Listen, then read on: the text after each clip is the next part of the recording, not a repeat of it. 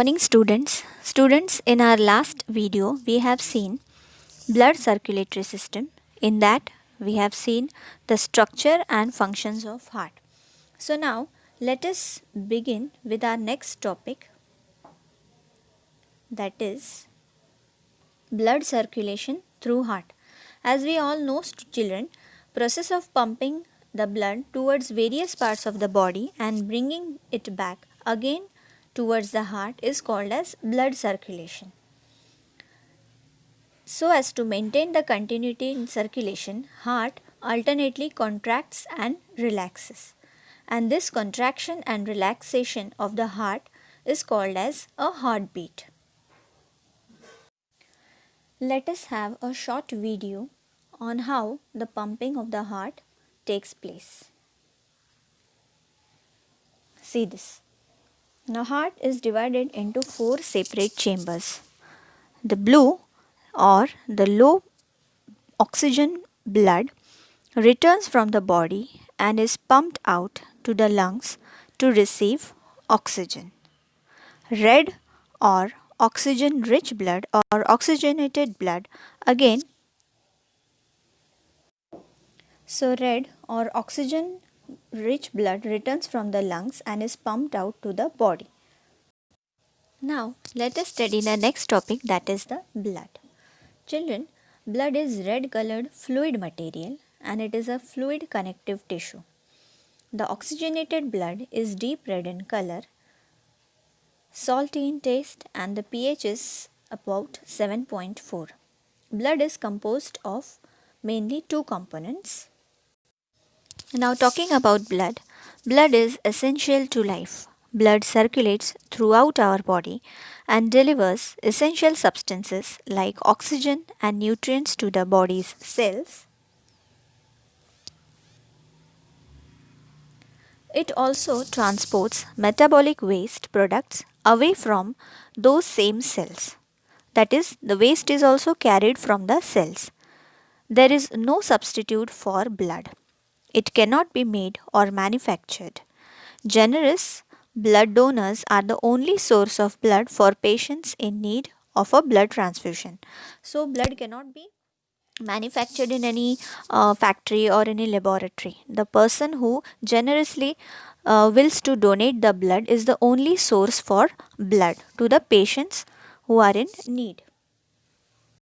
So, blood is a red colored fluid material and it is fluid connective tissue.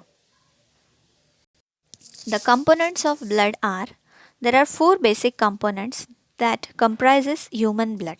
The first one is plasma.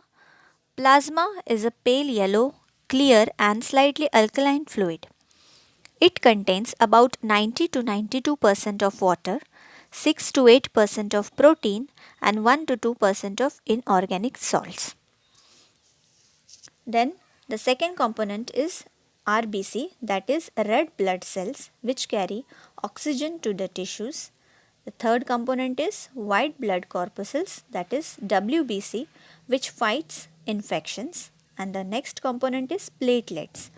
Platelets are smaller cells that help blood to clot. Whenever we get any injury, that time these platelets, what they do, they collect near the injured part and they help the blood to clot so as to stop excess of blood to flow out from the body. Let us study all these components in detail. Children, this is the structure of RBC, that is the red blood corpuscles. RBC. RBCs are also called as erythrocytes. Red blood cells represent about 40 to 45% of your blood volume. They are generated from the bone marrow at a rate of 4 to 5 billion per hour. And the lifespan of RBC is about 100 to 120 or 127 days. See this. This is the site of production of RBCs. RBCs are produced in red bone marrow. See here, can you see this structure? So they are produced in the bone marrow. So just now we have seen RBC. So RBC, they are small circular enucleated, that is, nucleus is absent, and these cells appear red due to hemoglobin. Oxygen dissolves in blood due to hemoglobin. So this is the structure of our RBC, that is red blood corpuscle. The next structure, that is the WBC, white blood cells or white blood corpuscles. Now these are large nucleated and colorless cells. Can you see this? It is a large cell. It contains nucleus, and about 5,000 to 10,000 WBCs are present per cube of blood. Now in WBC there are 5 types.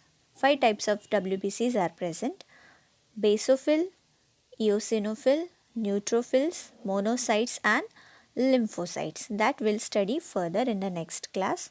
But just for your knowledge, these are the 5 types of WBCs. So children, this is the structure of WBC. WBCs are produced in red bone marrow, and after being released from bone marrow, normally it circulates in body for 4 to 8 hours, and then they go to tissue where they are needed to live for 4 to 5 days. WBC is an important part of our body's immune system. WBC act as soldiers of our body. See this.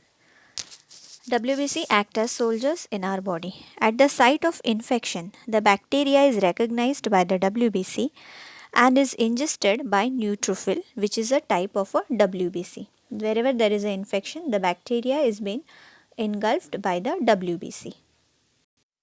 So the function is, these cells attack the pathogens entering our body and they protect us from the microbial infection or diseases. The next component is the platelet. Now these platelets, these are extremely small and disc shaped. About 2.5 to 4 lakh platelets are present per cube of blood. Let us see the platelets.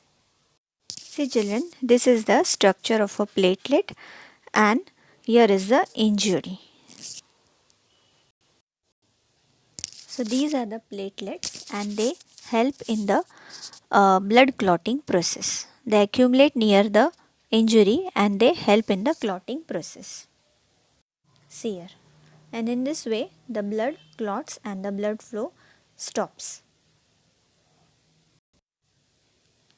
In this way the wound is being healed with the help of platelets.